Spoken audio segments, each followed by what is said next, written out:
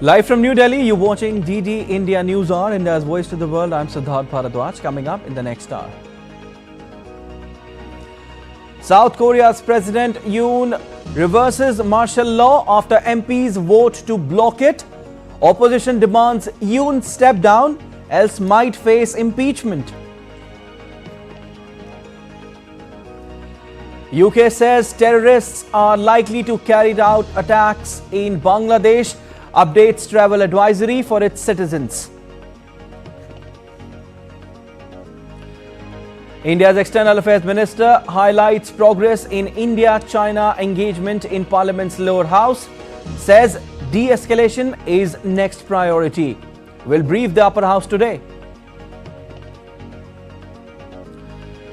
ISRO to launch Proba 3 mission satellites for Sun Corona study from India's Sriharikota.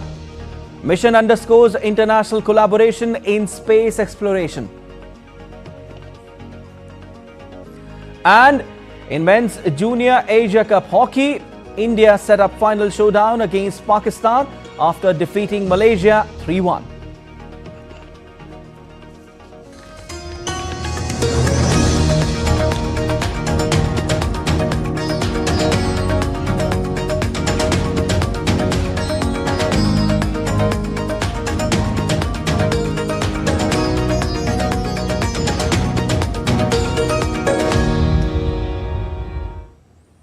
South Korean President Yoon has announced the removal of emergency martial law early on Wednesday after lawmakers defied security forces to vote against his declaration. Yoon imposed martial law late Tuesday, vowing to eliminate anti-state forces. He said that he was acting to protect the country from threats posed by North Korea.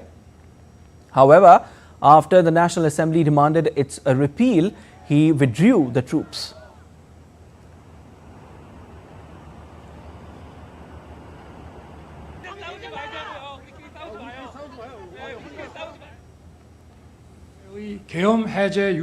After the National Assembly's demand to lift martial law troops have been withdrawn. I will accept the National Assembly's demand and lift martial law through a cabinet meeting. However, I ask the National Assembly to immediately stop the reckless activities of paralyzing the function of the country through repeated impeachment attempts, manipulation of legislation and budget. Earlier, South Korean Parliament voted to lift the declaration, with the National Assembly Speaker Woo Won-shik declaring that lawmakers will protect democracy with the people. All 190 lawmakers who participated in the vote supported the lifting of martial law. Yoon's move was the first declaration of martial law since the country's democratization in 1987. The country's last previous martial law was in October 1979.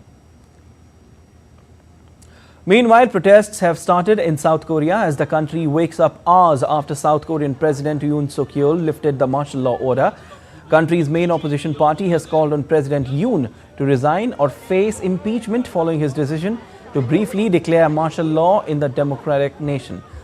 In other updates, Yonhap News Agency reports that the senior aides working for South Korean President have offered to resign en masse on Wednesday after Yoon declared then revoked martial law overnight.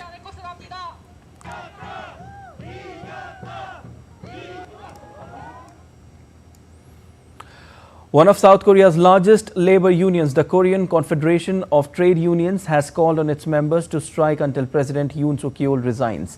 In a post on social media, the KCTU described Yoon's short-lived declaration of martial law as a crime of insurrection, while calling on its more than 1 million members to gather in Seoul and other regional locations to oppose the move.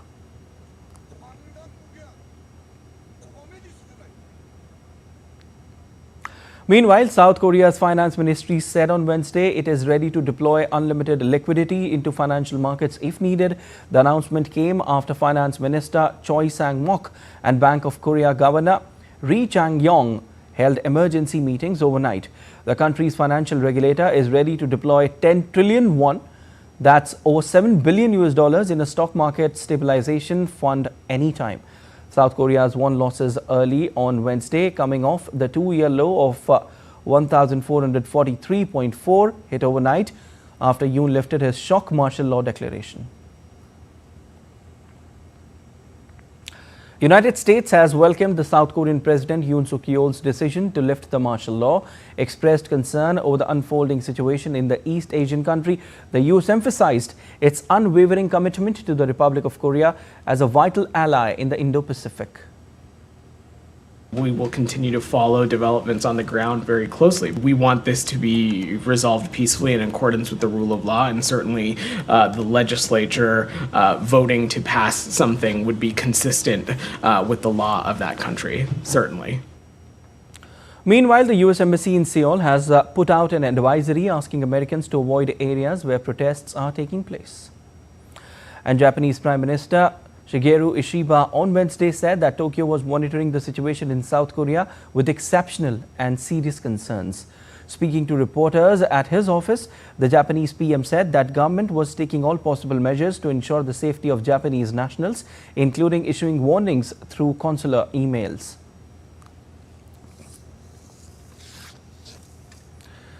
All right, indeed, India's Shubhendu Ghosh joins us live to give us more inputs on what's happening. Hi Shubhendu, a very good morning to you. After imposing martial law, Shubhendu, South Korean President Yoon Yeol has announced the removal of emergency martial law. Take us through the series of events and what led to this announcement in the first place.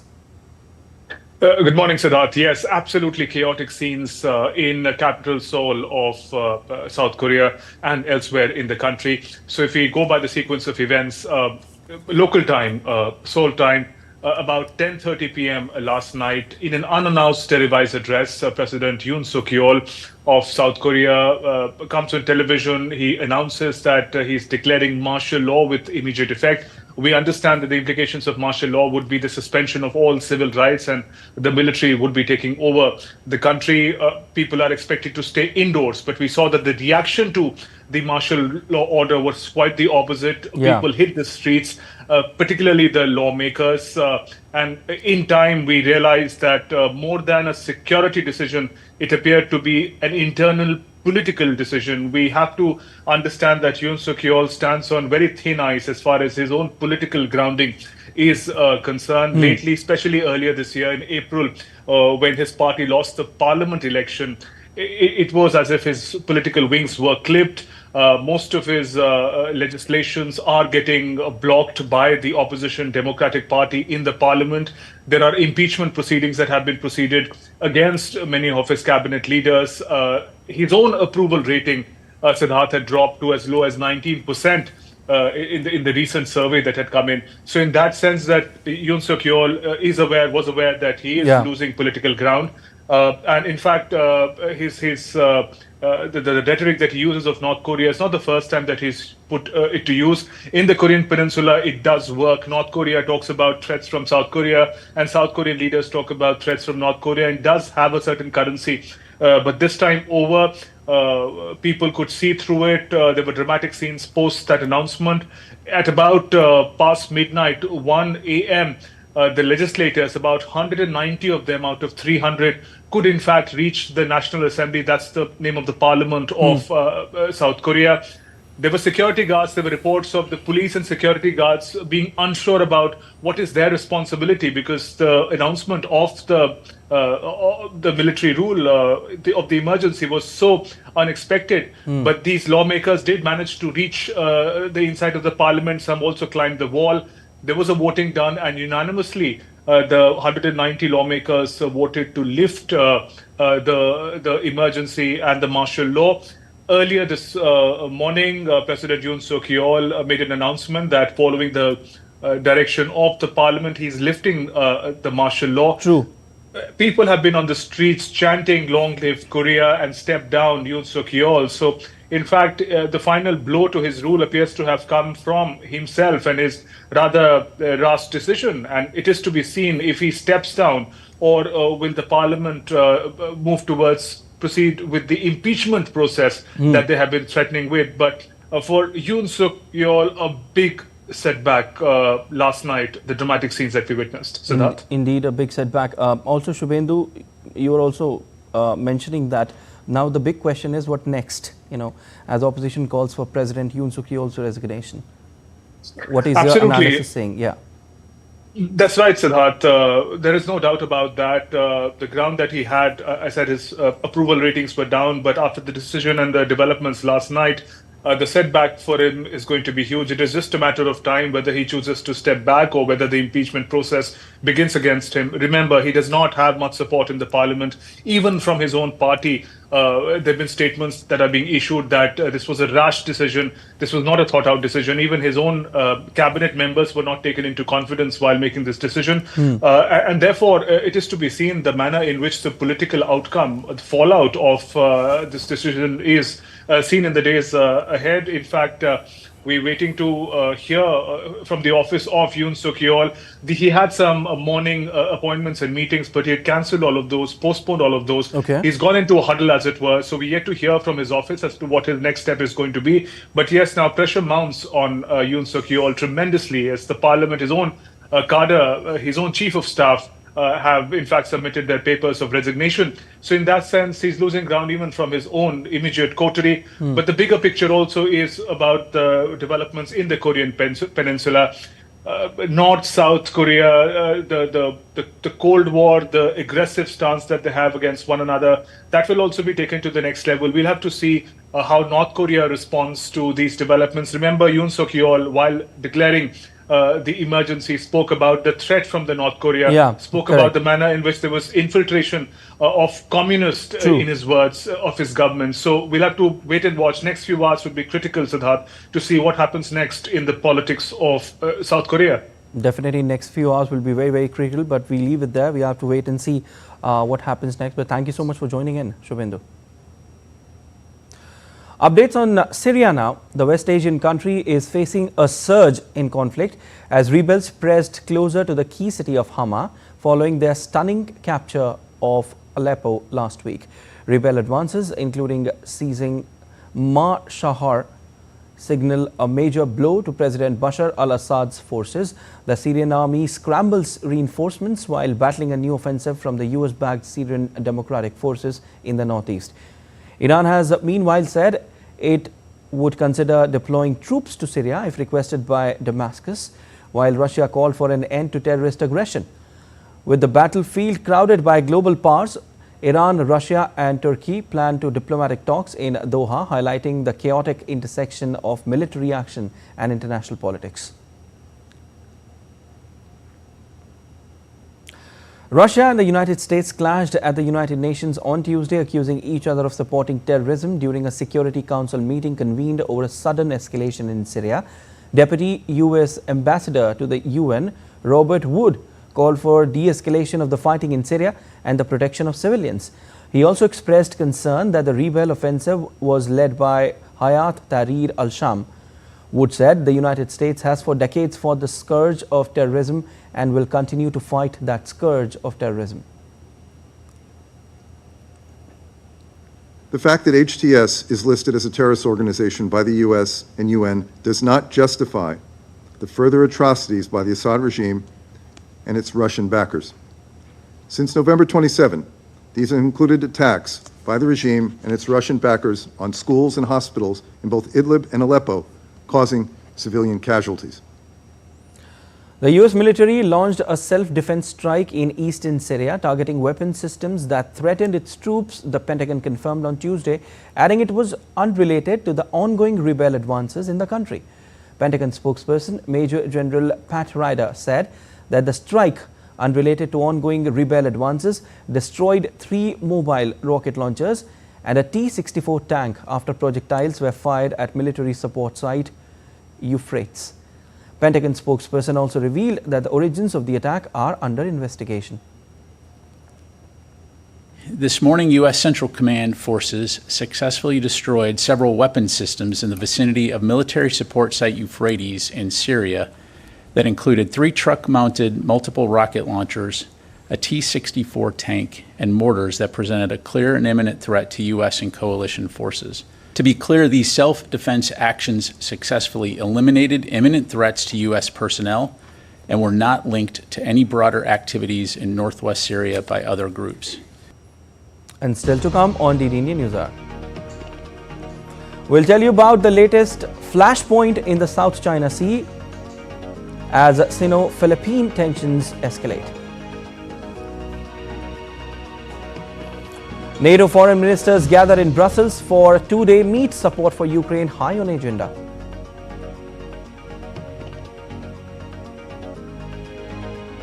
French lawmakers to vote on Wednesday on no confidence motion.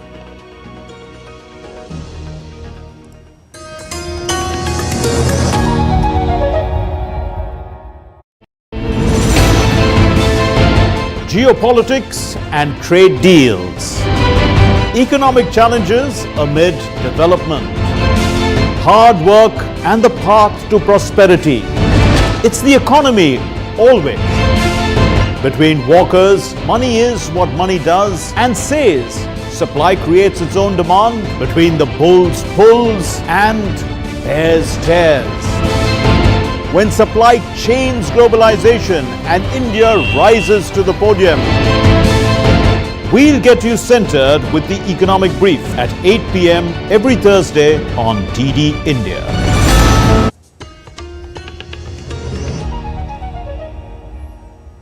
You're watching DD India News Hour. I'm Siddharth Bharadwaj. Tensions between China and the Philippines are running high in South China Sea. China's Coast Guard claimed on Tuesday that 4 Philippine ships had attempted to enter its territorial waters around a disputed shoal. Chinese Coast Guard said in a statement that the Philippine ships had dangerously approached around the Scarborough Shoal and China had exercised control over the Philippine vessel. The Philippine Coast Guard said Chinese Navy and Coast Guard vessels had taken aggressive actions against a routine patrol by it and the Fisheries Bureau near the contested Scarborough Shoal. Tensions between China and Philippines over the South China Sea have escalated throughout the year, particularly over the Scarborough Shoal, a prime fishing patch. China claims nearly the entire South China Sea, a vital waterway for more than $3 trillion of annual shipborne commerce, parts of which are also claimed by Brunei, Indonesia, Malaysia, the Philippines and Vietnam. The United Kingdom has updated its travel advisory for Bangladesh, citing risks of terrorist attacks across the country. In a warning on Tuesday, the UK Foreign, Commonwealth and Development Office said terrorists are likely to try to carry out attacks in Bangladesh. The attacks could be indiscriminate, including in places visited by foreign nationals such as crowded areas, religious buildings, political rallies. It added that there have been occasional attacks against minority religious communities and targeting police and security forces. These have included improvised explosive device attacks in major cities. The advisory asked the British citizens to remain aware of their surroundings, particularly in and around police buildings, avoid large gatherings and other locations with the police or security presence, and follow the advice of local authorities.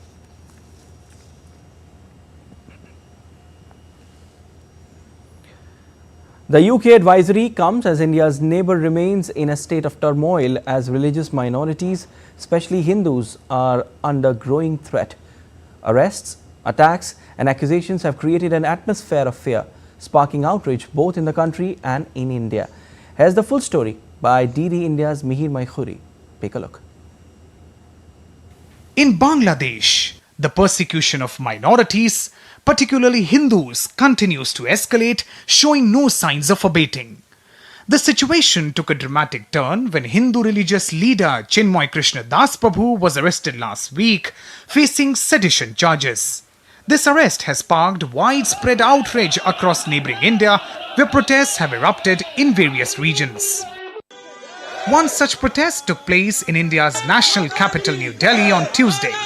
The Hindu Suraksha Seva Trust organized a sit-in outside the United Nations office to voice their opposition to the ongoing persecution of Hindus in Bangladesh. आज सिर्फ एक ही प्रदर्शन है, वहाँ की हिंदुओं की रक्षा हो, जिस प्रकार से वहाँ की हिंदुओं की निर्मम हत्या किया जा रहा है। इसके नाते आज हिंदू सुरक्षा सेवा ट्रस्ट के तत्वाधान में सभी साधु संत एकत्रित हुए हैं। Hindu organizations also held demonstrations in cities like Aligarh, Banda, Prayagraj, Jaipur and Raipur, expressing their solidarity with the persecuted Hindus in Bangladesh. The legal battle for Chinmoy Krishna Das Prabhu continues as the situation grows more intense. In Bangladesh, no lawyer has come forward to represent the religious leader in a Chattogram court due to threats from Islamist groups. As a result, the court has now deferred his bail hearing. In a separate development, Advocate Regan Acharya was seriously injured while seeking the bail hearing of Chinmoy Krishna Das Prabhu. The Vice President of ISKCON Kolkata, Radharaman Das, condemned the attack.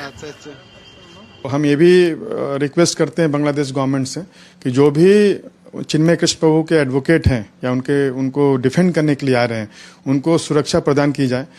Tuesday also saw a petition being filed in the High Court in Bangladesh seeking the suspension of all Indian television channels within the country. All eyes remain on the unfolding situation and its potential to impact bilateral relations between India and Bangladesh.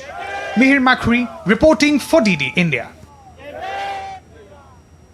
NATO foreign ministers opened 2 days of talks on Tuesday in Brussels with support for Ukraine high on the agenda.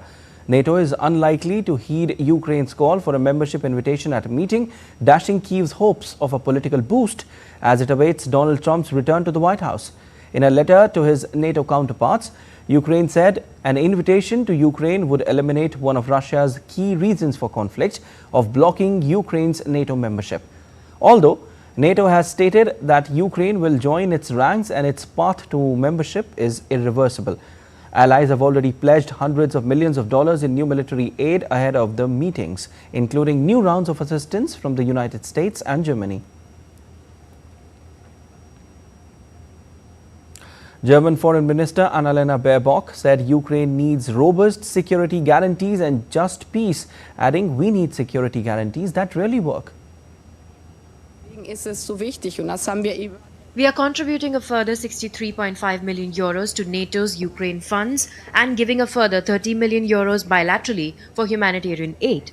And that is why it is so important, and we have made this clear time and again when we talk about peace, that it must be a just peace. And that is why it is so essential that we bring the different elements together. But let me emphasize once again, Ukraine alone decides, because it is their country, their sovereign country, on bringing these elements together. Ukrainian President Volodymyr Zelensky has called for urgent reinforcements along the eastern front as Russian forces advance, capturing villages in Donetsk and Zaporizhzhia.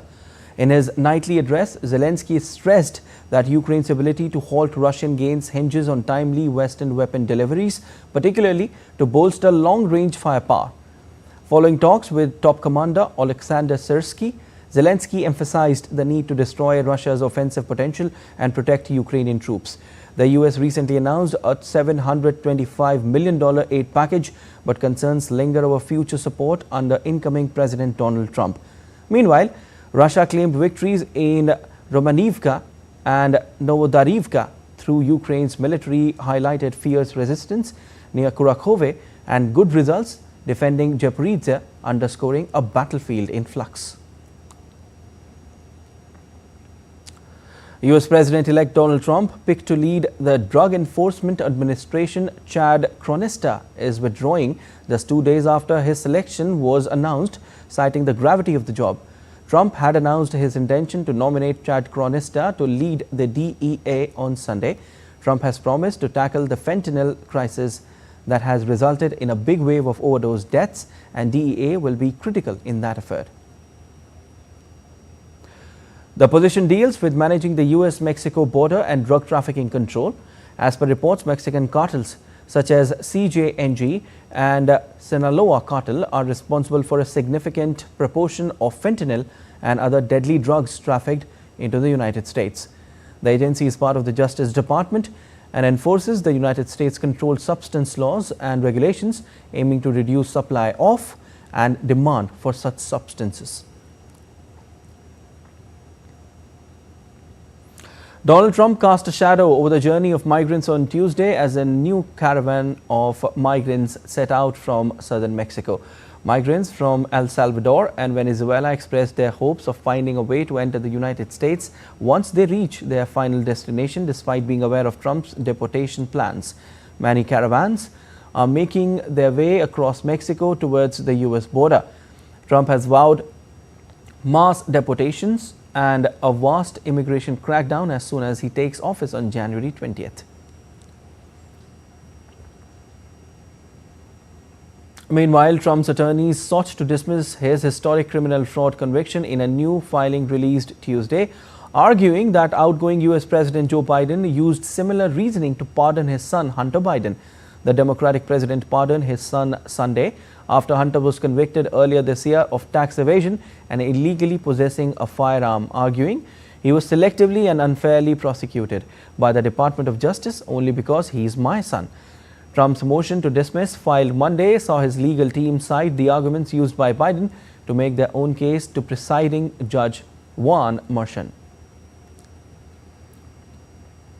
U.S. President Joe Biden pledged lasting U.S. engagement with Africa as he met his Angolan counterpart João Lourenço in Luanda on Tuesday, his first and only visit to sub-Saharan Africa.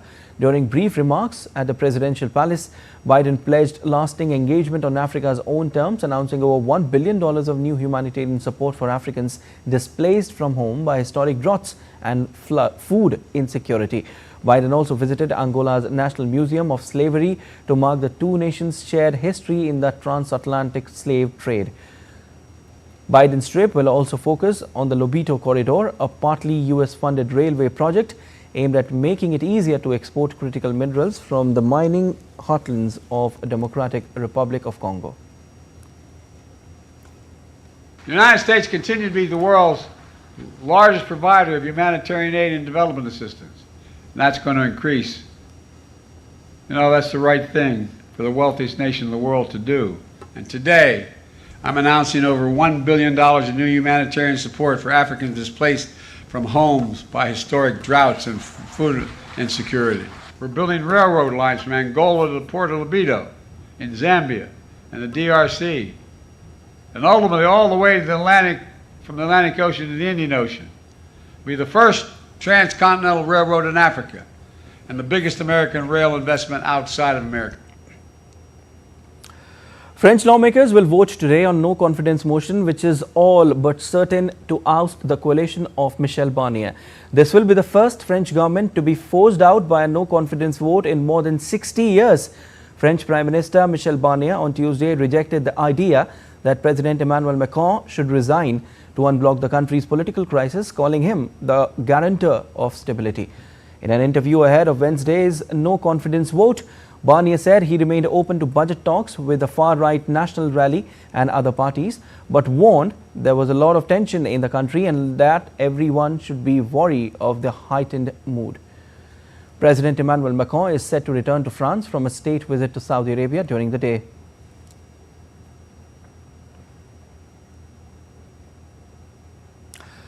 Netumbo Ndaitwah has been declared Namibia's first female president, cementing her place in history and continuing her party SWAPO's 34-year rule. The 72-year-old vice president secured a decisive victory with 57% of the vote, surpassing the 50% threshold needed to win.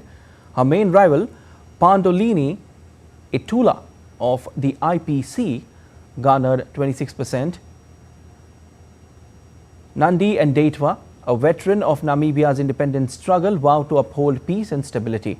However, the election faced controversy as the IPC alleged irregularities, citing technical glitches and ballot shortages. They plan to challenge the results in court. Meanwhile, SWAPO maintained its grip on the National Assembly with a majority of 51 seats.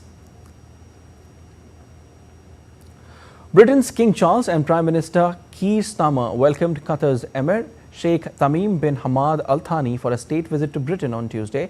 Charles and the Emir inspected the 1st Battalion Welsh Guards while a military band played that was attended by politicians and celebrities such as David Beckham. The morning of pageantry was followed by a trip to Westminster where the Emir addressed both chambers of the Houses of Parliament. King Charles thanked Qatar's Emir Sheikh Tamim bin Hamad Al Thani for his country's tireless efforts in mediating a Gaza ceasefire and hostage release deal. The Emir took the opportunity to turn the spotlight on the situation in Gaza, saying the tragic images that we see on a daily basis do not do it justice. Emir said the UK and Qatar were not only friends but partners.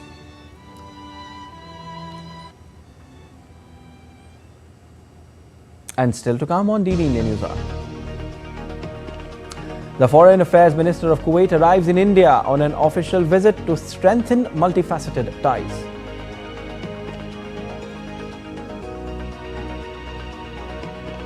Navy Day today, honoring India's brave hearts and the relentless efforts of our naval forces. Stay with us to know what's more in store.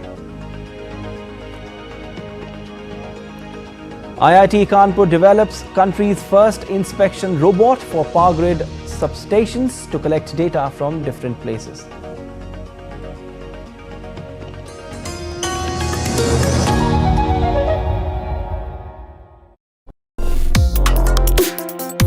Complex issues, hidden agendas, twists and turns, strategic games. We think all dots are linked. We just need to connect them. Join me every week as I connect the dots to unravel hidden designs in statecraft, mysteries, and decode issues that matter to you. Watch Connecting the Dots with me at these times on DD India.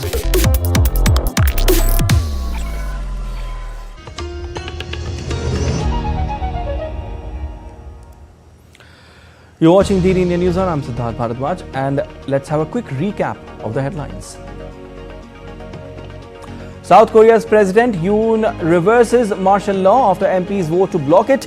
Opposition demands Yoon step down, else might face impeachment.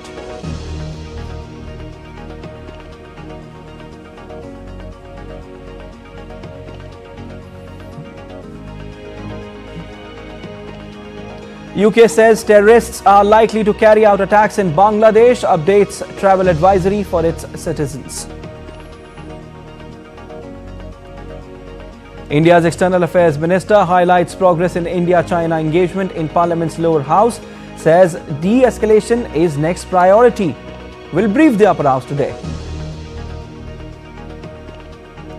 ISRO to launch Probha 3 mission satellites for Sun Corona study from India's Sriharikota. Mission underscores international collaboration in space exploration. And in the men's Junior Asia Cup hockey, India set up final showdown against Pakistan after defeating Malaysia 3-1.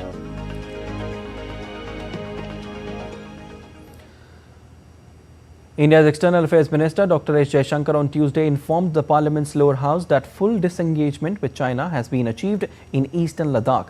Jaishankar emphasized the need for continued de-escalation, identifying it as India's next priority. The minister will brief the upper house today. The House is aware that our ties have been abnormal since 2020, when peace and tranquility in the border areas were disturbed as a result of Chinese actions. Recent developments that reflect our continuous diplomatic engagement since then have set our ties in the direction of some improvement.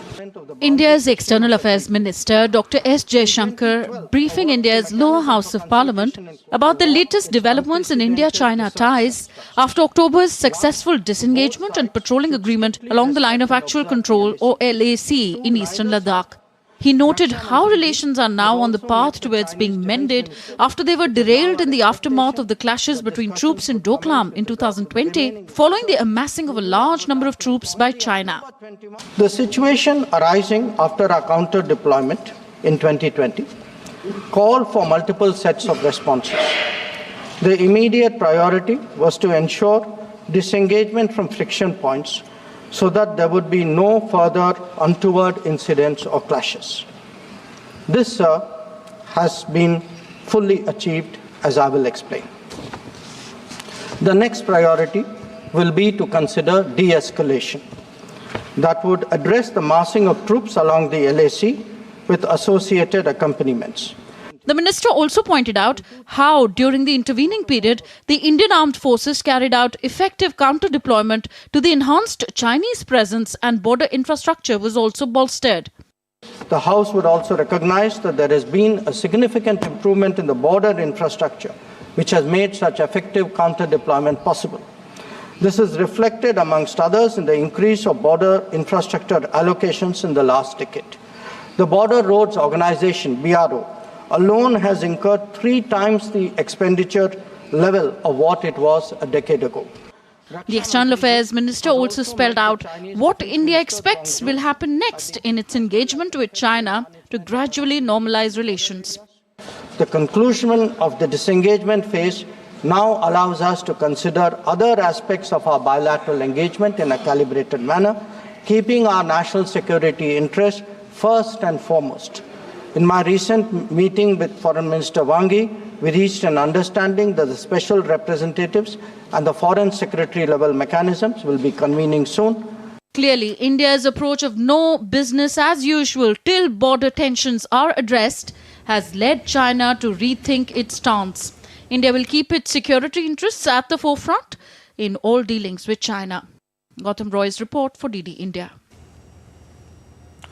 Indian Parliament to resume their daily proceedings of the winter session on Wednesday, with the upper house of the Parliament to take Boilers Bill 2024 for consideration and passing, while the lower house to take up Railways Amendment Bill 2024 and Disaster Management Amendment Bill 2024 for consideration and passing.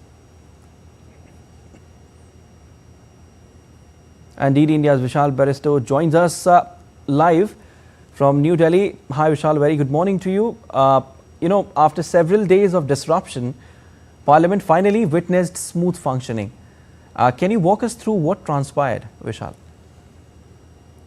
Well, absolutely, Siddharth. Huge relief for everybody who's covering your Parliament and also who's attending the Parliament. Indeed. Because the government were worried a lot. They did not want the time to be wasted, and the Speaker made it very clear and also warned the members that if they continue to disrupt the proceedings of the House, that they might be, the House might assemble on weekends as well and Sunday too. And finally, a kind of agreement was reached between the floor leaders of different parties and the Speaker day before. And yesterday we saw that the House, both houses functioned smoothly, and important bills, especially the Banking Amendment Bill and also the bill on the Oil Fields Amendment, were also passed yesterday in the lower house, and today in both the houses, lower house and the upper house. And today we are expecting Dr. S. Jaishankar to make his statement on China in the upper house of the Parliament. Also in the lower house, we are expecting 2 important bills to come up. One is for the smooth functioning of the railways, better streamlining of the railways, that is Railway Amendment Bill, that would be introduced by the Union Minister Ashwini Vaishnav.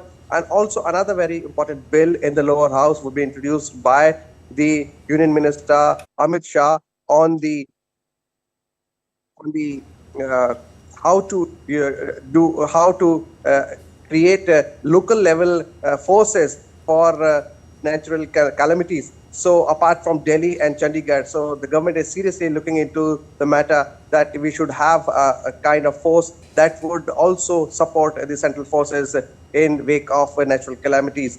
That would be the Disaster Amendment Bill.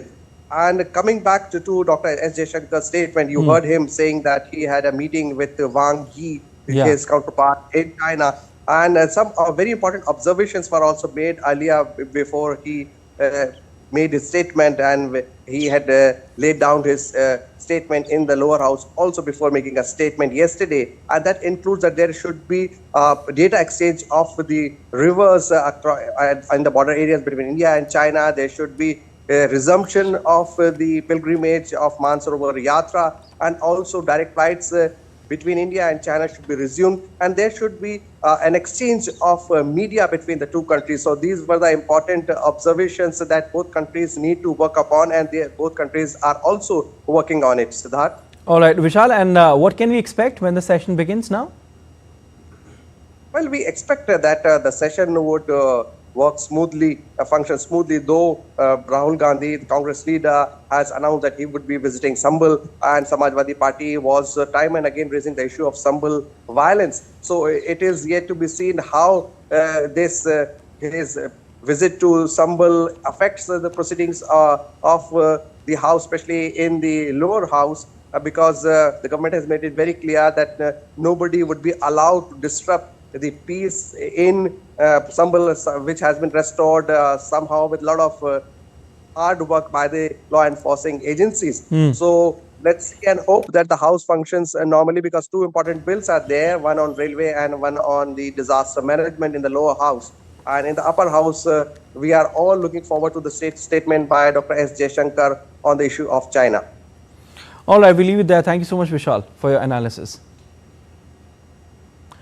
Also, to add another feather to its cap, the Indian Space Research Organization will launch the PSLV C-59 Probha 3 mission on Wednesday at 16:08 IST from the Satish Dhawan Space Center in southern state of Andhra Pradesh's Sriharikota. Showcasing India's role in global space innovation, the mission highlights advanced space technologies made possible by the collaboration between New Space India Limited, ISRO, and European Space Agency. Mission's primary objective is to explore the sun's corona, the outermost layer of its atmosphere, to enhance understanding of solar dynamics and space weather.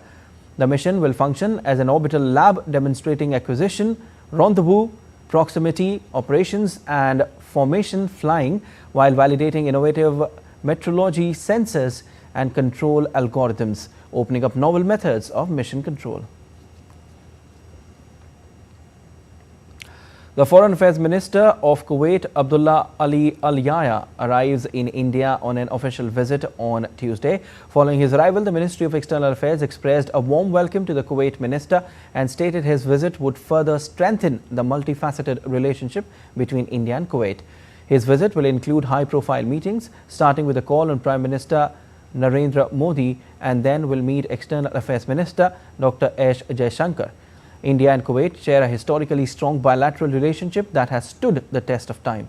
Rooted in centuries of trade and cultural exchange, the partnership predates Kuwait's independence in 1961, during which the Indian rupee served as its legal tender.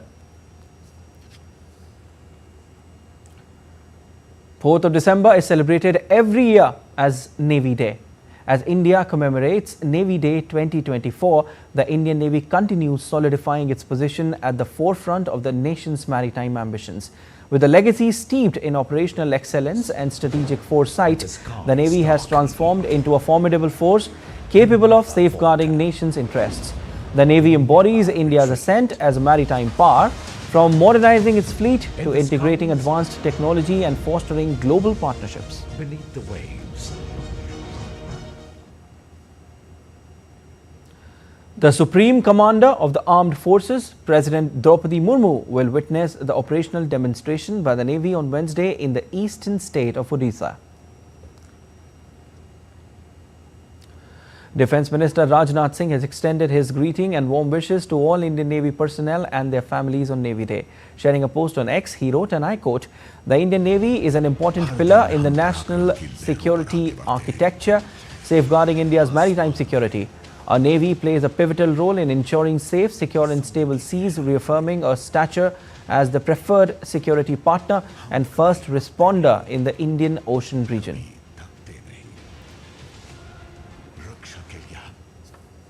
Let's take a look at other stories making news. Two cars caught fire after colliding with each other on Delhi's Dwarka Expressway. One person died and several were reported injured in the tragic accident. All injured have been admitted to the hospital and are currently undergoing treatment. Further details are awaited. Indian Institute of Technology Kanpur developed country's first inspection robot for power grid substations. The new technology will revolutionize the way substation equipment inspections are conducted. It will ensure safer operations and avoid repetitive routine maintenance manually. The robot is equipped with an array of sensors such as high-definition visual, infrared thermal and stereo cameras that can automatically detect anomalies and potential faults in equipment. Delhiites on Wednesday are witnessing a big relief in air quality as the national capital's air quality index has come down significantly despite remaining in the poor category. On Wednesday morning, the Central Pollution Control Board recorded an AQI 169, which is categorized as moderate. Neighboring areas in the National Capital Region are also witnessing a relief in their respective AQI levels.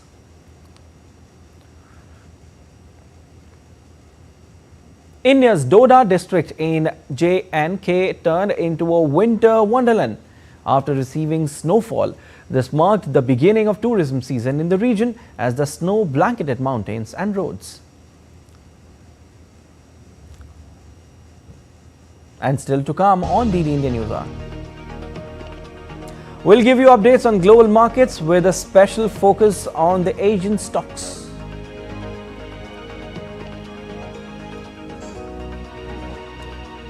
And we'll also tell you about the World Chess Championship 2024.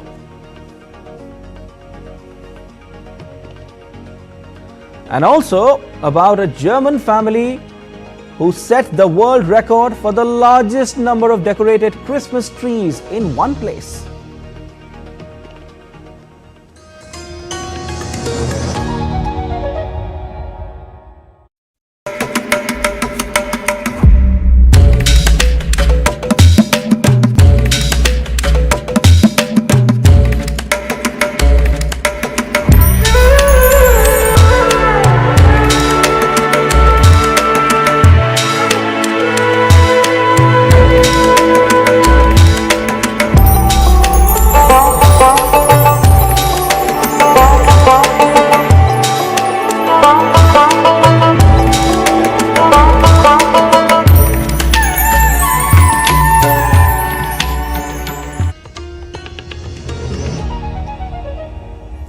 You're watching DD India News Hour. I'm Siddharth Bharadwaj.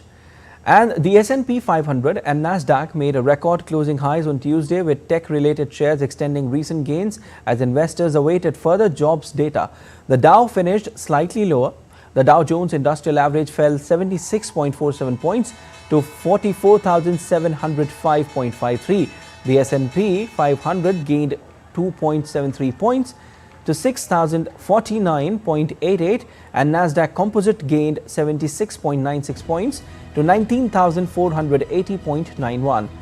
The S&P 500 advanced 5.7% in November as former US President Donald Trump recaptured the White House in the November 5th election and his Republican Party swept both houses of Congress. The index is up roughly 27% for the year to date. Hit by political unrest in South Korea, Asian equities stumbled on Wednesday. South Korea's won strengthened in early trading buoyed by suspected intervention, but remained close to the two-year low against the dollar it hit late on Tuesday. The benchmark KOSPI index was down nearly 2%, taking its year-to-date losses over 7%, making it the worst-performing major stock market in Asia this year, leaving MSCI's broad-based index of Asia-Pacific shares outside Japan down 0.32% on Wednesday. Four major Chinese industry associations have warned against purchasing US chips, calling them no longer safe and urging local alternatives. This rare coordinated response follows escalating economic tensions between China and the US days before President-elect Donald Trump's return to the White House. While the associations offered no specifics on the chips' alleged risks, Beijing intensified the standoff by banning exports of rare minerals crucial for military and high-tech industries. In response, the White House vowed to counter coercive actions and accelerate efforts to diversify supply chains away from China.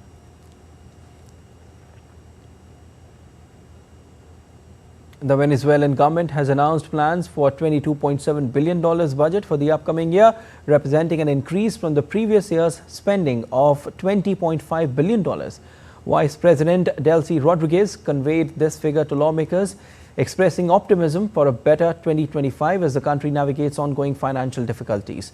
She gave no details on expected economic growth or forecasts for inflation.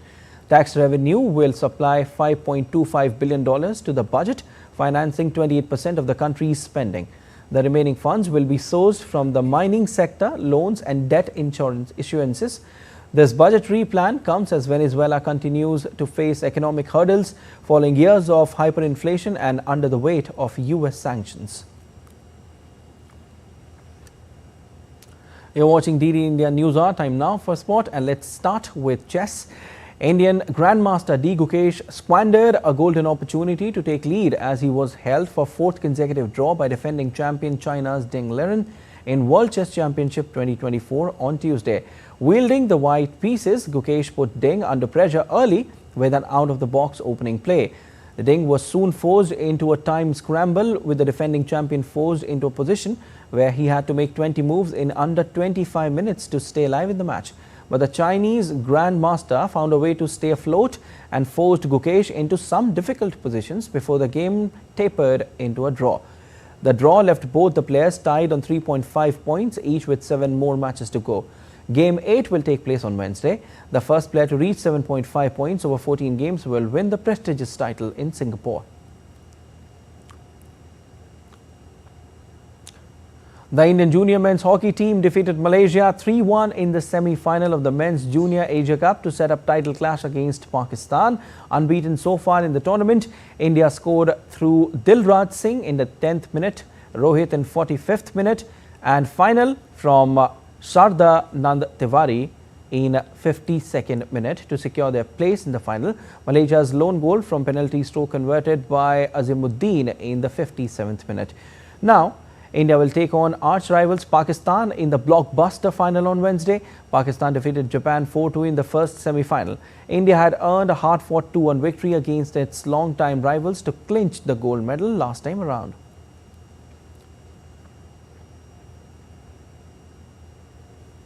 Christmas is round the corner. Keeping the festive fervor alive, a family in Germany has made their home an abode of lights and jubilant Christmas decor. The German family set the world record for the largest number of decorated Christmas trees in one place, with 605 trees, as confirmed by the Record Institute for Germany, and with 120,000 ornaments, 50,000 lights and thousands of Christmas figurines. The place is bustling with sparkle and color. The German family had already broken the same record 6 times in the past.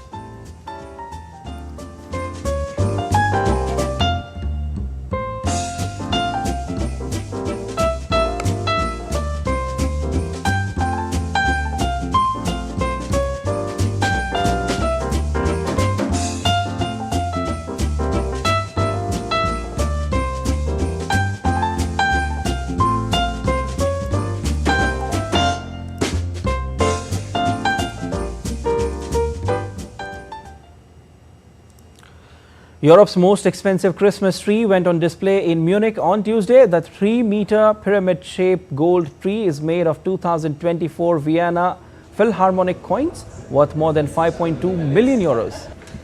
The coins are placed by hand on a special Christmas tree frame.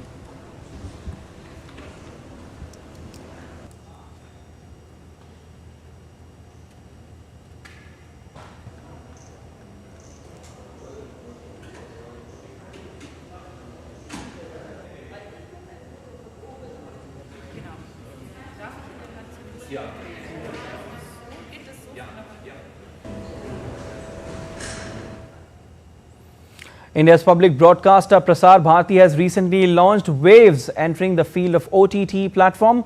Waves provides a complete infotainment ecosystem to digital media and OTT audiences. If you also want great content for free, then download Waves today.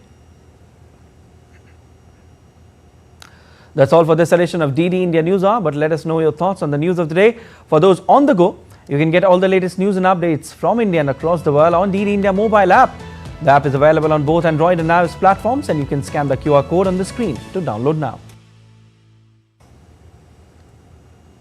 We'll be back with more news as it breaks here on DD India. I'm Siddharth Bharadwaj. From all of us here in Delhi, thanks for watching DD India News Hour.